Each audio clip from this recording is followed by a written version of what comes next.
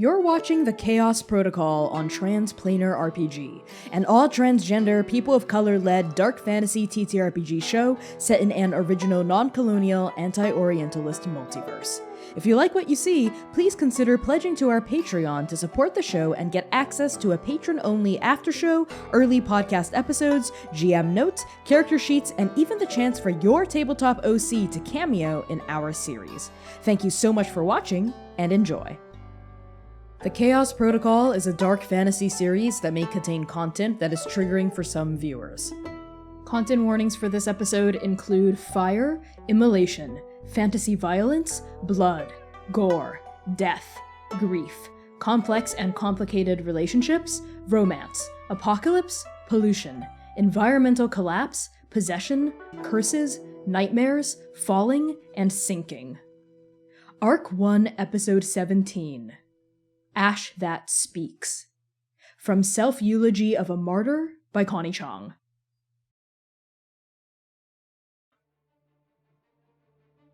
Despite the ongoing calamities, the upsetting parallels between King Maswu's possession and their own father's death, and the fact that parties give them anxiety, Prin Himsu-hyun was looking forward to the farewell banquet.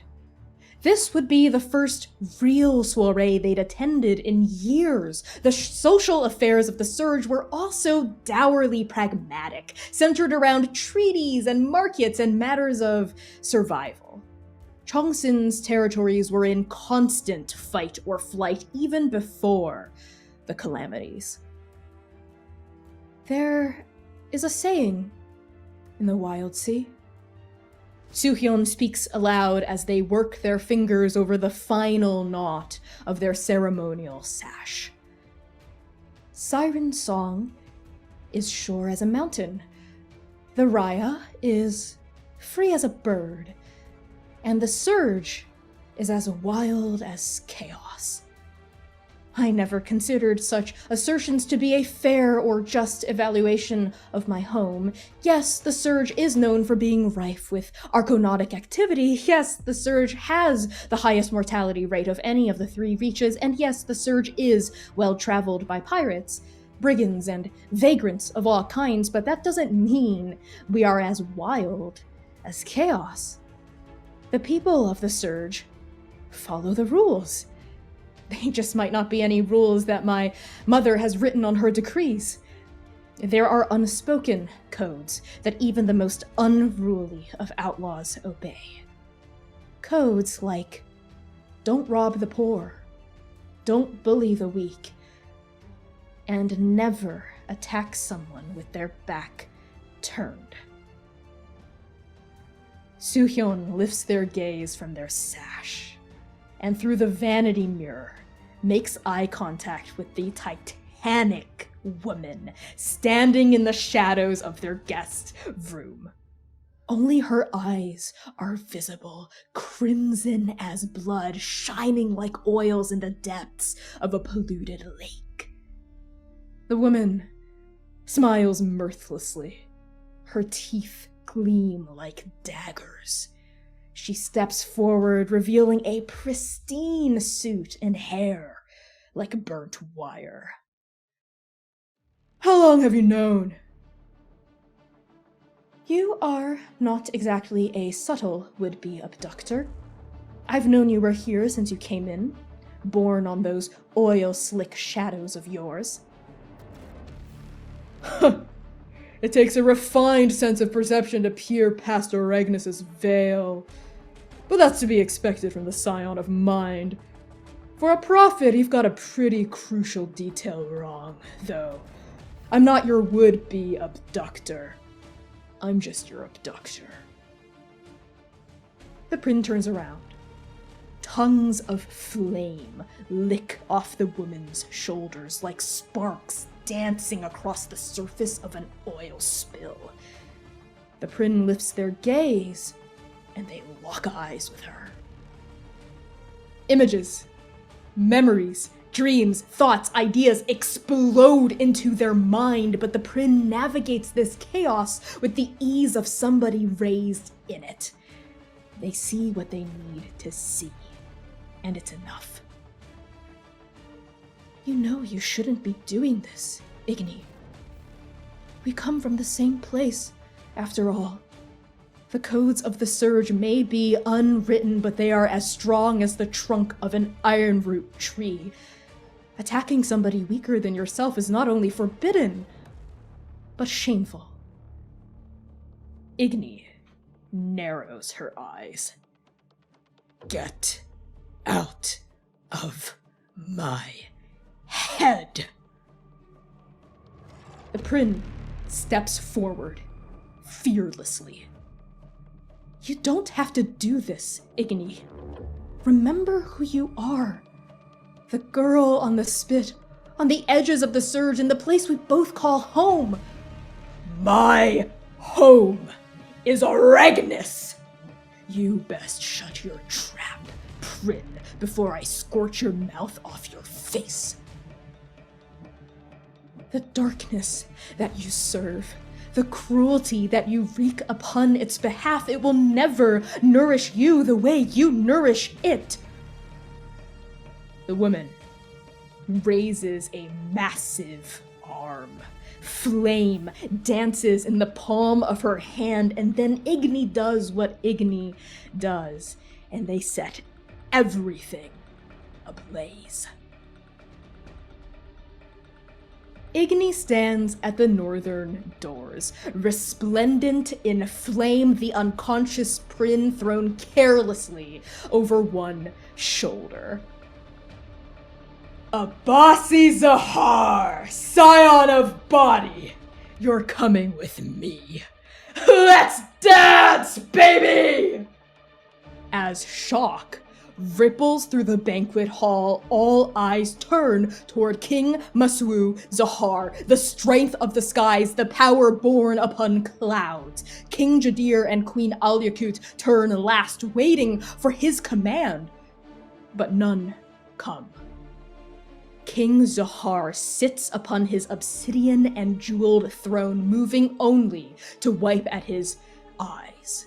There is no challenge, no rallying cry, no defense, no command of the Sky Warriors from him.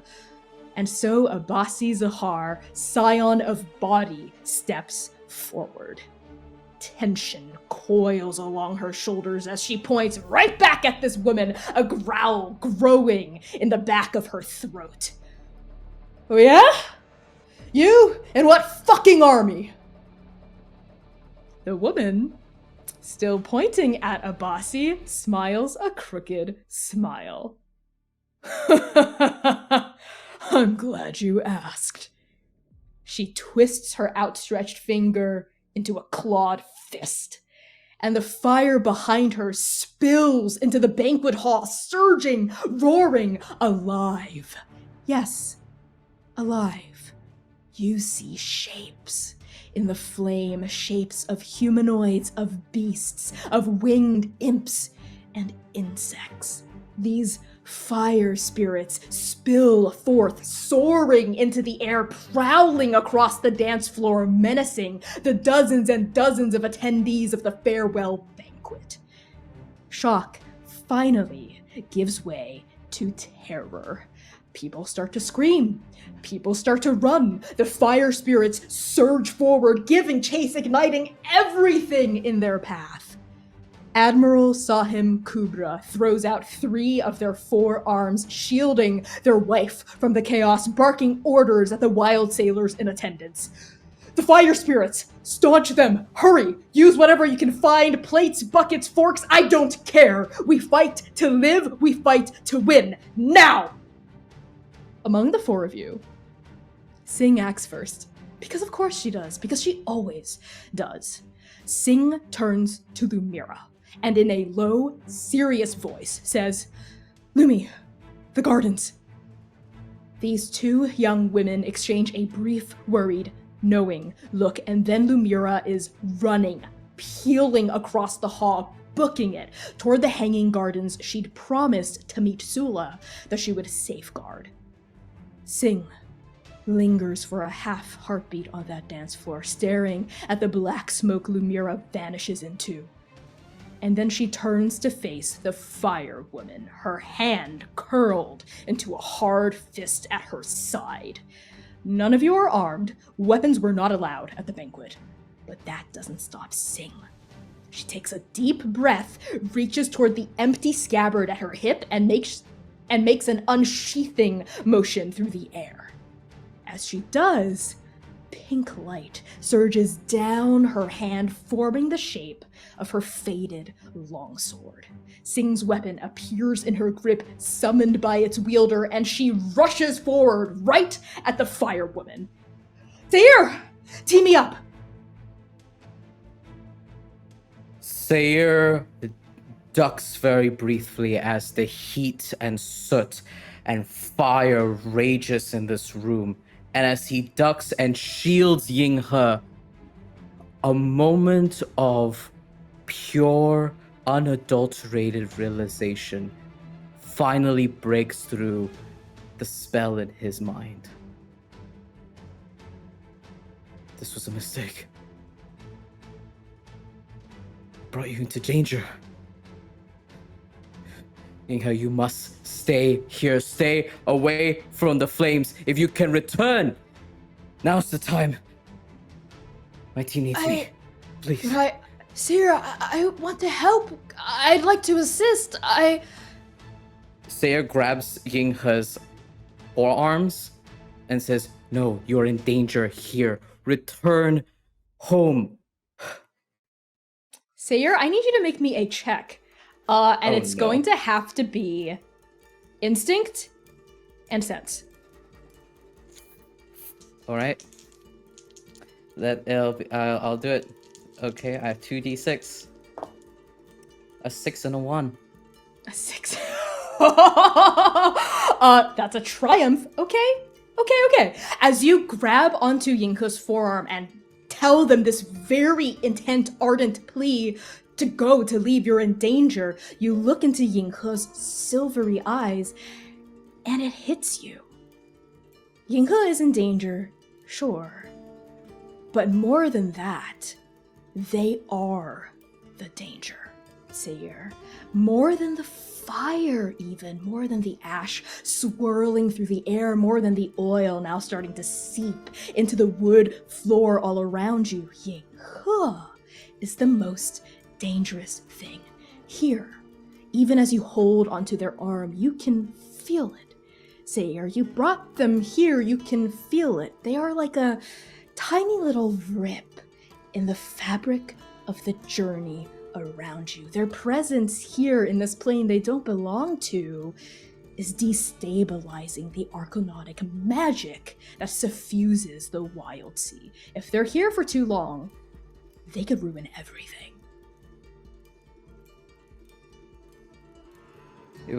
It was my mistake to bring you here. But it is also my responsibility. I will not let any harm come to you, but you must return to Zheguang. Please. Seir, I need you! Now! And Seir will back up. Seir will back up, and in that moment, sprint towards where Sing is, slides on his knees, and holds his arms up like a volleyball player ready to push Sing upwards for their combo move and their twin maneuver. Okay. Make an action roll for that. I'm gonna say that's either iron or teeth for the edge. Yep, iron. What skill are you bringing in?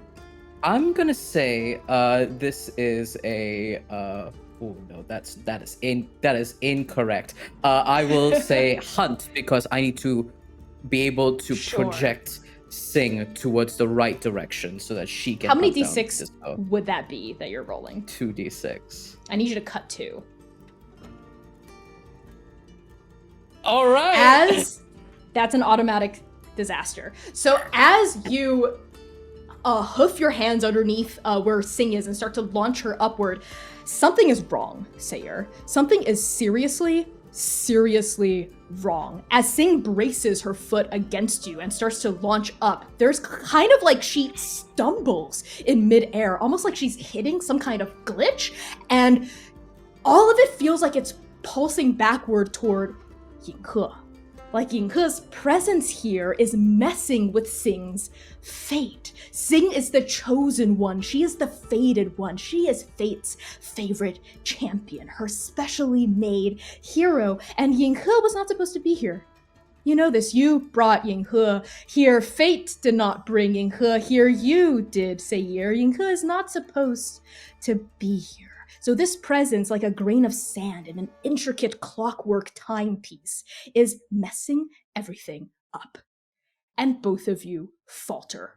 Sing comes short of this massive fire woman. You launch her, yes, into the air, but then she hits the ground and staggers a couple of feet in front of her. And this woman just turns her sharp, arterial red gaze upon Sing, lets out a dismissive, condescending, like this is nothing to her kind of laugh, and like slaps one hand forward like she's gonna backhand Sing. And from that backhand, whoosh, a slash, a whip of flame whoosh, lances outward from the back of her wrist and hits Sing square in the chest. Sing barely has enough time to bring her longsword up to absorb the bulk of the blow, but it hits her and she like bam flies backward like a bullet and hits you.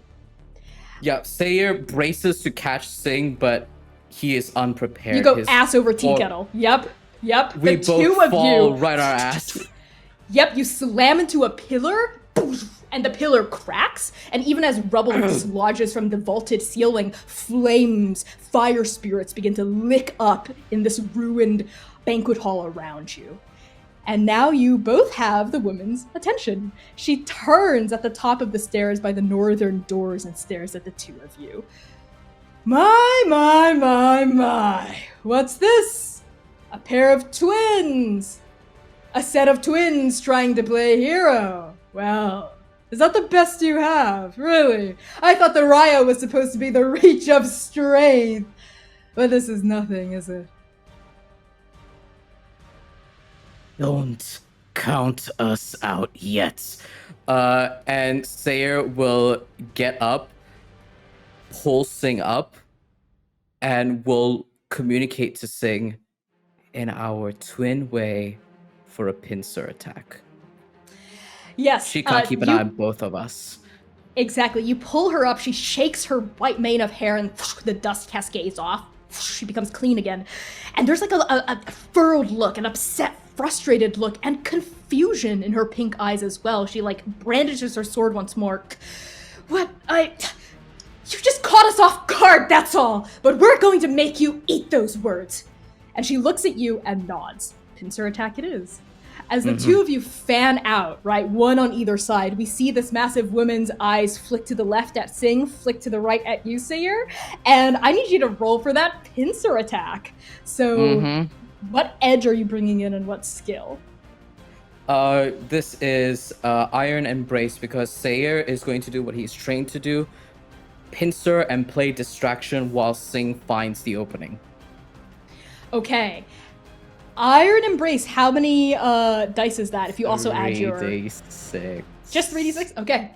I'm gonna need you to cut 3. Connie, why? Because Yinghe is here. That's why, you little chaos boy. Yes, so Seir, what does it look like as you are trying to do this twin maneuver, but it's just not working? Something about it is faltering. What does it look like? Seir steps up and begins punching at Igni. And he is buffeting her with all of these strikes. He is so distracted. Off the corner of his eye, he knows what he has done. He feels this dread, this disaster, this doom that he has brought upon the strike team. And he keeps buffeting, but his strikes are half measured. His strikes are not hitting as hard because he is waiting for Yinghe to correct this, for for the tide to turn, but it's not turning. It shouldn't be taking this long. What have I done? As you bring blow after blow upon this massive woman's flank, trying to just distract her, she's so huge, she's as built and tall as a mountain, the most you can hope for is to distract her, for Sing to come in for the kill. She throws out a hand, doesn't even look at you, throws out a hand and an arm, and a wall of fire explodes from her outstretched palm and buffets you away. At the same time, Sing comes in like a firebolt, like a falling star, upward, punching down with an outstretched longsword. And this woman just goes, like I said, that's it?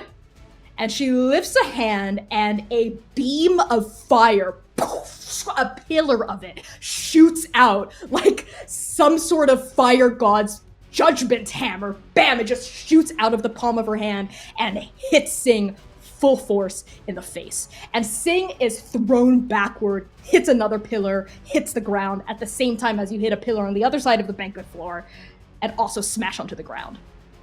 Sing! On you, smashing onto the ground. We cut now across the chaos, across the flame and the smoke and the screams to the gardens outside the banquet hall. Xainan, where do we find you as disaster strikes, and what do you do? After the conversation with Castell, Xainan took a long minute. She winded him in a way that he wasn't quite ready for, and when the screams start inside, he is still sitting out there on the stone bench, and immediately at the sound of there being any kind of trouble, when screaming stops being laughing, he gets up and immediately runs and puts his hand inside of his many layers of clothes to realize his rifle is back in the guest quarters, and can feel the chill run over him. But he has to keep going. Nova's in there, and the Raya needs him, so he goes sprinting back. As you book it through the gardens, lured on by the sounds of screaming and panic and some sort of fight happening, you can feel the ground rocking occasionally with these miniature earthquakes. It's the smell that hits you first. As you start booking it back toward the banquet hall, it is the smell of heavy, greasy, black smoke. And as you continue booking it forward, you see ash, flakes of ash drifting through the air as you're running toward the banquet hall. And this ash looks so much like dust does. And as you're sprinting, I think you're sent back to that place bathed in dust, bathed in devastation. Xainan, you have always lived on the knife's edge of disaster. Even when things seem okay, even when things seem good or even happy, you know that disaster is always on the other side of joy, waiting to strike, waiting to destroy everything. This is it. This is the moment disaster strikes. I think you are less surprised as you are grimly anticipating this moment of devastation like you have your entire life. You book your way into the banquet hall, the smoke parts, and you see chaos. You see the attendance of a once bustling and marvelous dinner now running in terror and chaos. There are crumbled areas of the hall where there are people trapped underneath rubble, and some other people are trying to drag them out. You see wild sailors with their backs pressed against the wall using improvised weapons, because none of them were allowed to bring weapons either, against fire spirits. These imp-like, devil-like, demon-like silhouettes made of pure, boiling crimson flame, menacing them. Some look like tigers with two heads. Others look like angels born from pure flame. Whatever they are menacing and terrorizing and striking the people of this banquet hall. You also see Admiral Sahim and their wife, Miss Rukasando, aka Lady Okami.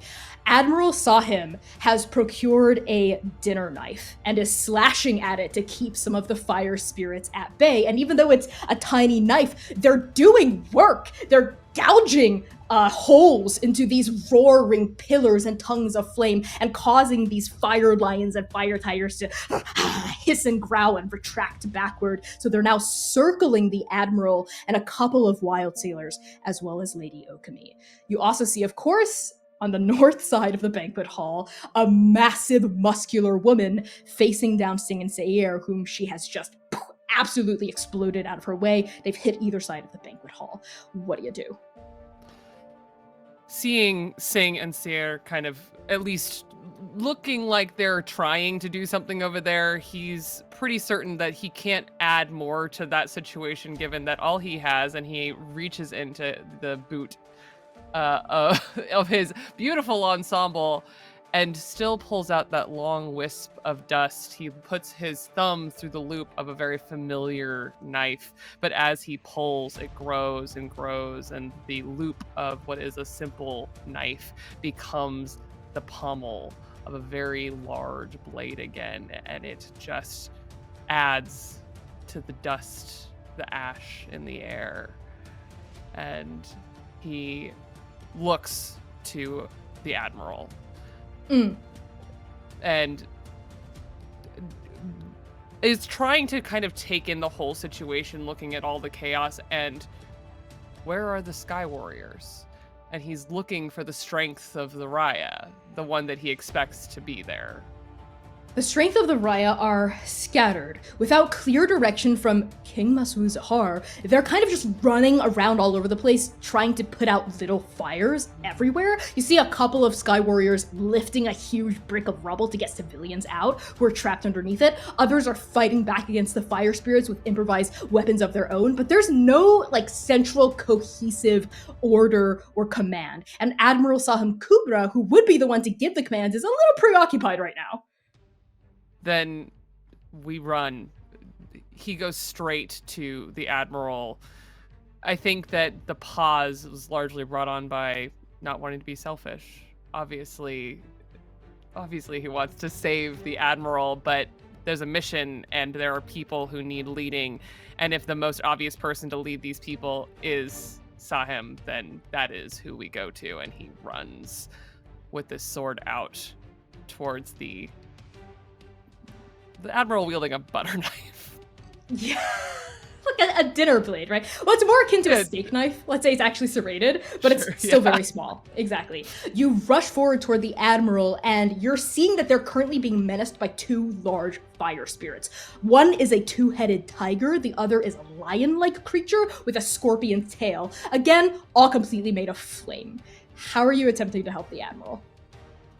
I think before even getting too close, Xainan takes that blade, flips it around in his hand, and is going to run at probably the two-headed tiger with the blade out, but in a reverse position. So as he runs, he actually extends the blade using the strength of his shoulder to try and discorporate this fire spirit. Sounds good. That sounds like either iron or teeth to me.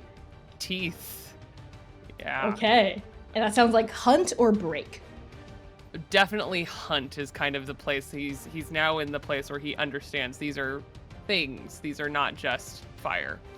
Okay, and add an advantage because you're using your knife. I'm gonna cut one because these creatures are made of flame completely. Sure.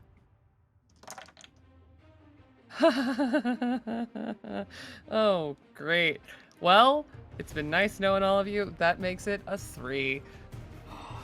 That is a disaster. Okay, so that's a failure and narrative complication or drawback. So I'm gonna give you a devil's bargain here, Xainan. Oh. I will let you still take a dub, discorporate this two-headed fire tiger, if you get hit really hard back. Yeah. Okay.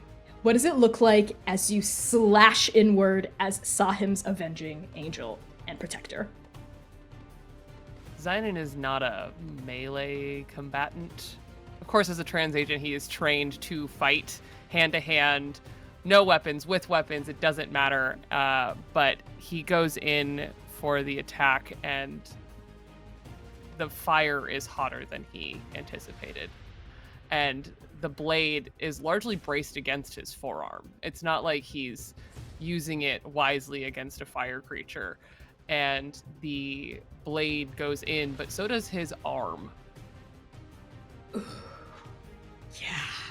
Yup. Your entire arm sinks into this red-hot, raging inferno, and as you slash downward, poof, this fire tiger explodes. Just explodes into a firework around you, splashing you with more flame before it completely discorporates. And seizing upon this temporary weakness, Admiral Sahim Kubra twists around, slashes out with this steak knife essentially, and cuts right at this lion's mouth, through the mouth and out through the tail behind it that's about to come down and strike Lady Okami, and then whoosh, discorporates that creature with a single deft blow. As you reel backwards, Xainan, you just know your arm is real. It's messed up. You don't even have to look at it. You can smell your own flesh burning, your own hair burning. Everything hurts. It's getting to that place of pain where you're almost starting to not feel the pain, and a part of you wonders, a dull part in the back of your head wonders if the fire was so intense it ate through nerve. Mark 3. Ooh, okay. I'm gonna mark 1 on my blade since it did go in. Yeah, it tanked that hit, yep. And 2 of my 4 track of tough as nails, which means Yep. I only have 1 left on that one. Makes sense to me. You're looking pretty banged up. As you come in and you help rescue Sahim and Lady Ruka, Sahim turns to you. Xainan, I knew you'd be a survivor, a scrapper here. I need to rally the Sky Warriors and the Wild Sailors. I don't know where the Lieutenant Commander is. You need to get to the king. Shake some sense into him.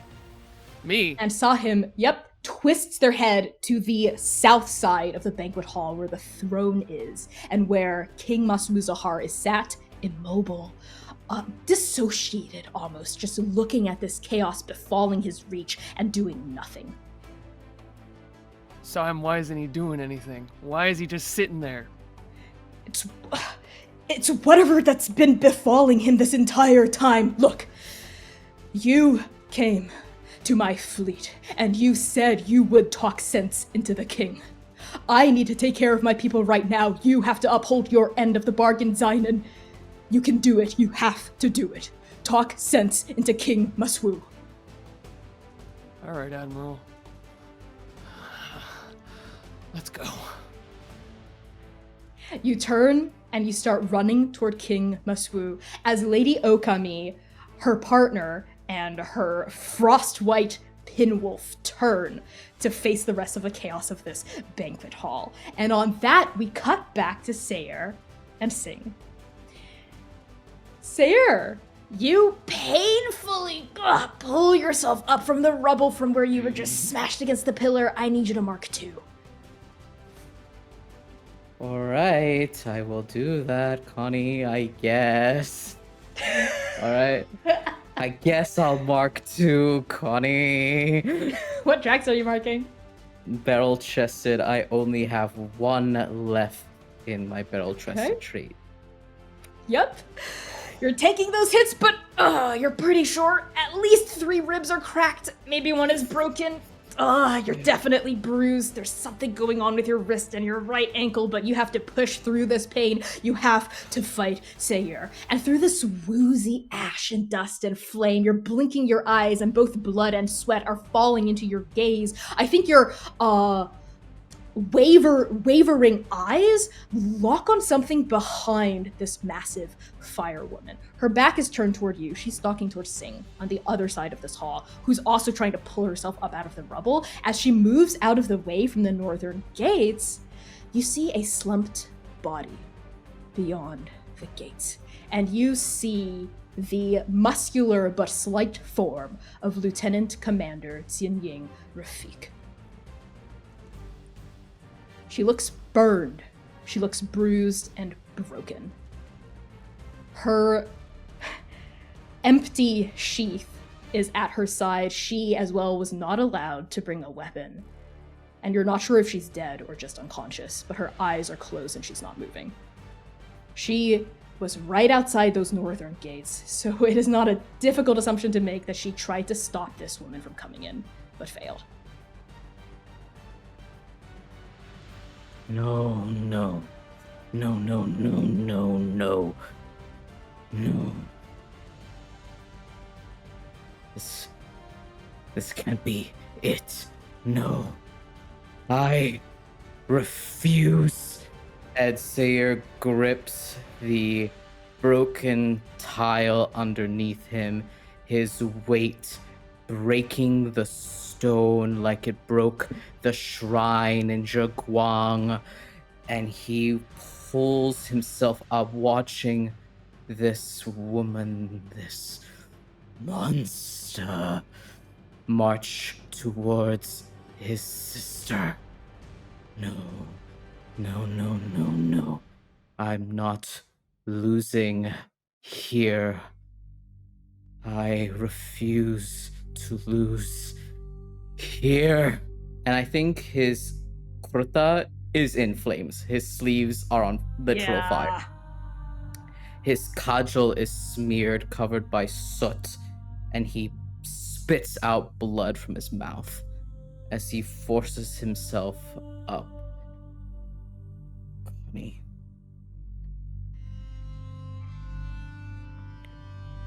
I dig deep. Okay. How deep? As deep as I fucking can. Whatever it takes. Okay. In fact, I'm going to use my trait, Search for Omens. Okay. What is the omen for me? As you pull yourself to a stand, the flagstone cracking underneath you, turning toward this woman, digging deep within you, trying to summon the strength, the power you know you need right now to win, otherwise you will lose and lose everything. The woman with her back turned to you pauses as Sing is slumped there. You see your sister grabbing onto one side of her body. She's hurt. Have you ever seen Sing truly hurt before? And she gets onto one knee as trying to pull herself up, but this woman puts out a hand towards Sing's face, and we see a ball of fire, boom, like rip it into existence, like a mote of it in the palm of her hand, and then this massive woman freezes. She cocks her head in your direction, and you see her in profile, those crimson eyes blinking back toward you. Oh, I thought for sure I killed you with that blow, or at the very least took you out of commission. But never mind. You'll get to watch this person that you love die right in front of you because you weren't strong enough to save her. And that, I tell you, is the worst agony anyone could ever go through. And the fire continues to grow in the palm of this massive woman's hand, and then the omen comes. Seir standing there, it's like you fall backward into yourself, and you hit something soft and warm and wet. And when you open your eyes again, you are horizontal on the surface of endless oil. There's nothing but darkness all around you. Oil slick darkness. It smells like smoke. It smells like bitter, sweet, sour gasoline.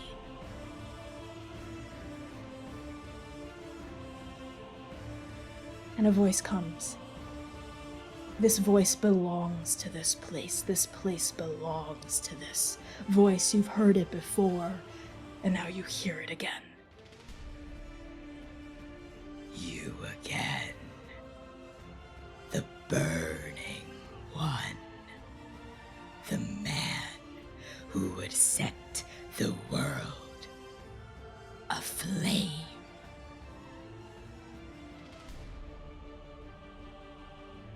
I'm here. Quit playing your games. Games. You have peered into me, and now you see my deepest heart. And I have peered into you, and I see your hidden desires. And it feels like a massive claw. You don't see it, but it feels like it is hooking you right underneath your solar plexus and drags you up. And your world tilts as you go vertical, standing in the midst of this oil lake. What do you want? You crave control, do you not? To tame the raging fires within you, to stoke the darkness and make it do your bidding. I can help you, little omen. Seir feels his stomach sink. He feels the fear settling in. The warning Yinghe gave him rings in his mind. And then he sees a flash of golden eyes in his mind. Throw away the circuit, Seir. This is real life. Seir's clenched fists loosen. It is time for patience. Then give it if you're that all-powerful. Show me. Show me this power. And fire erupts around you in a ring, pillars of red-hot flame leaping up taller than the tallest iron shank trees, taller than the tallest peaks of Siren Song. Fire, a world ablaze. And as you think of those golden eyes in front of you, you see golden eyes blink open, her eyes, and the voice goes on to say, now ensconced in licking flame, I can help you make her proud. She of the hunt, the wielder of arrows, has gotten you this far. She has lit your path with borrowed flame. Let me help you turn that spark into a wildfire. It is what the Moonwalker would want. It is what she knows you could become. The teacher of sorrow has led you to me.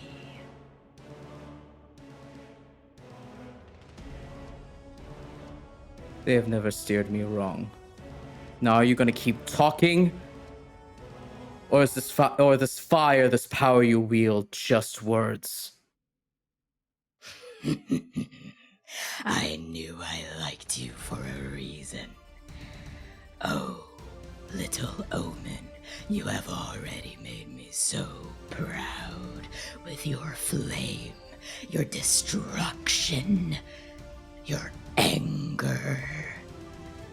When you have nothing left to be taken, all that remains is rage.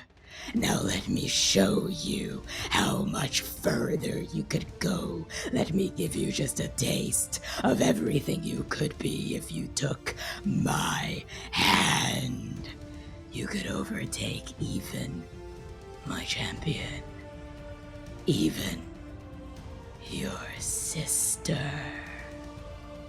And the fire coalesces into the form of a serpent before you. A massive serpent. No, dragon. Made of pure incandescent flame. And the one with the other's eyes, these borrowed eyes, blink closed, and now you look up at this towering monument of divine flame. What do you do? Patience, patience, patience. Only a moment of patience has yielded me valuable information of my quarry. Artemis was right. I just need to be patient. And I will hunt this monster from within. And Seir will reach out a fist, hands outward like a claw, and pull the flame in. You pull the fire in towards you, this fire serpent, and it turns thin and brittle and vicious like a jagged whip with serrated edges, and it shoots into the core of your being, into the center of your soul. We see it in profile, this fire lancing through you, in through your heart, out through your back, and when it passes out behind you, it turns to ash as you absorb this lance of flame from the front, and you stagger and your eyes open, and they light up not blue like your flame, not cerulean, but crimson, arterial red. Your eyes flash it, lit by flame. And Seir, I need you to mark another box on the track with the question marks. It is marked. Xainan, you are booking it across the banquet hall toward King Maswu. There are a dozen obstacles in your way, crumbled pieces of rubble, massive fire spirits snarling and growling and hissing at you, not to mention confused, chaotic, panicked people. How do you fight your way across the bedlam toward Maswu? I think he has switched hands with his sword dagger. And as he runs,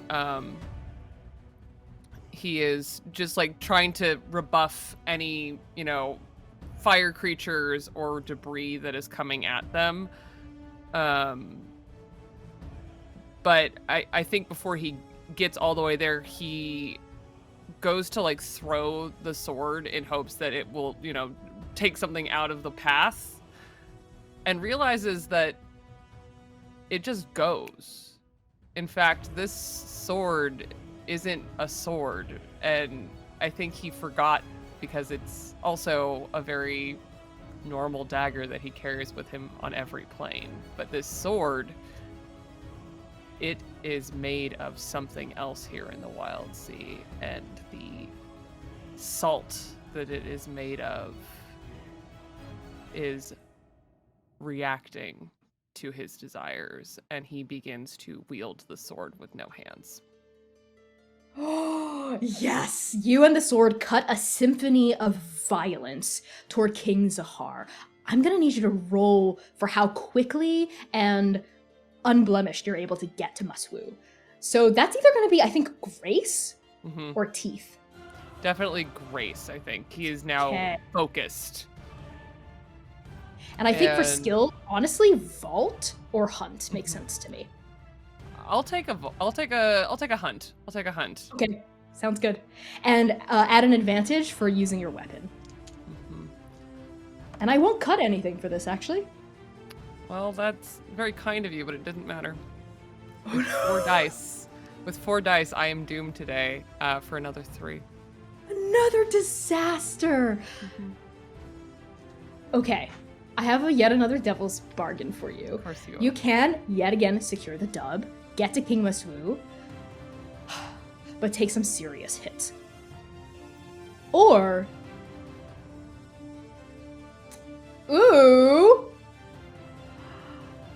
Or you can get to King Maswu, and there will be fallout from, I think, your ability to only be able to defend yourself in this moment.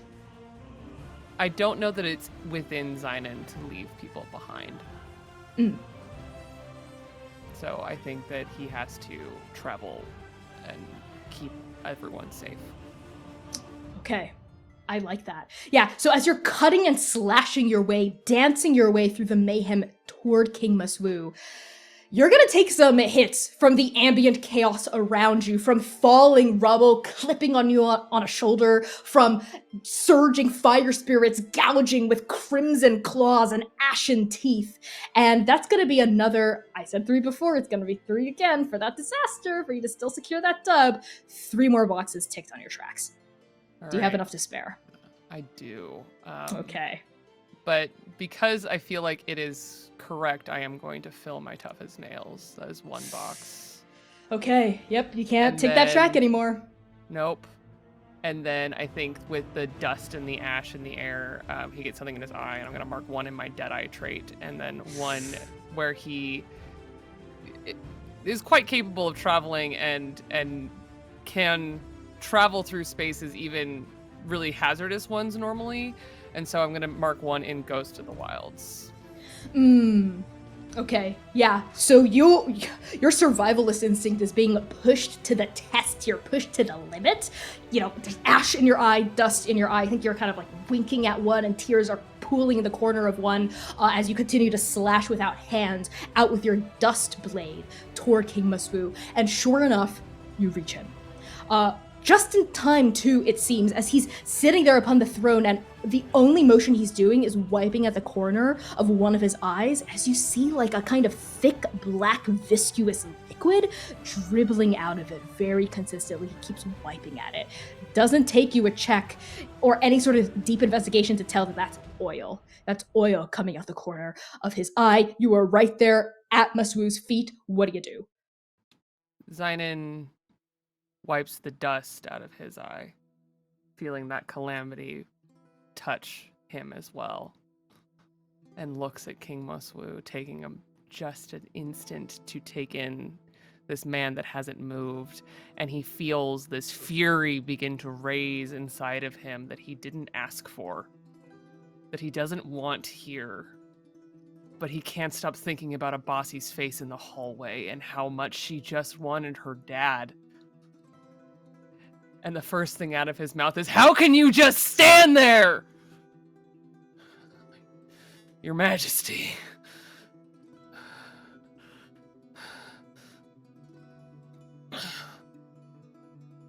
King Maswu sits there, silently, wordlessly, his glazed over eyes drifting, is it on purpose or just by coincidence, to fix onto yours. And those are the flattest eyes you've ever seen. Those are the eyes of a dead man in a living body.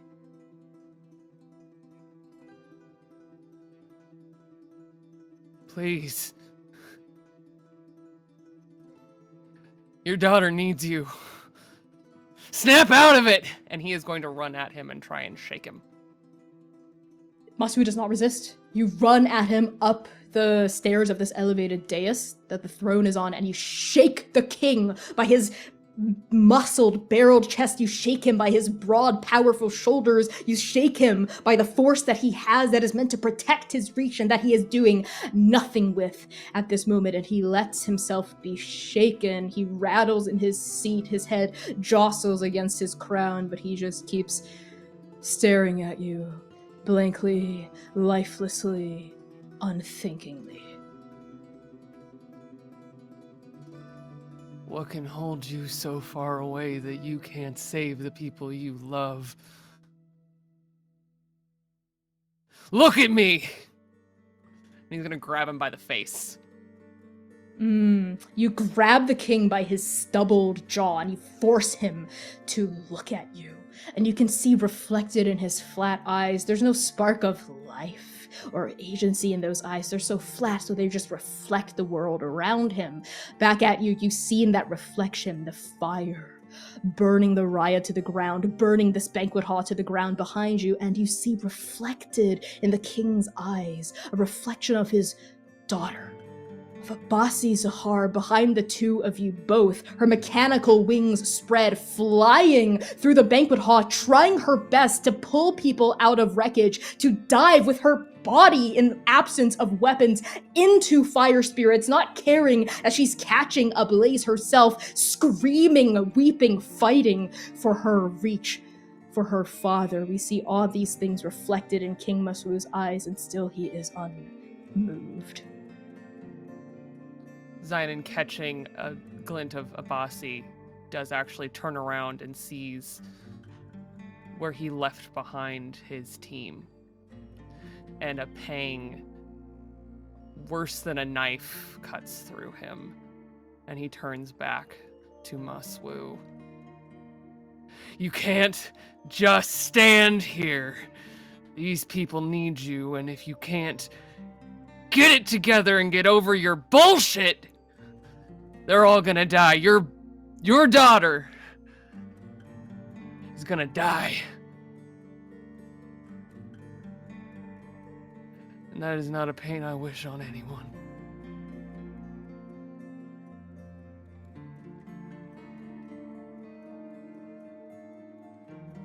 And then the king blinks. And he sees you, Xainan. He truly, actually sees you as you share this pain you have never shared out loud with anyone really in a true way before. And he blinks again, and the light is restored to his eyes, and he blinks again, and oil dribbles out the corner of his gaze, and he blinks once more, and he straightens under the grasp of your hand around his jaw. And King Maswu's curse is broken. And we're gonna cut to break there. So thank you everyone for tuning in so far. We'll be back in 10 minutes. Enjoy the word from our sponsors. Love you all so much. Peace out. Peace out.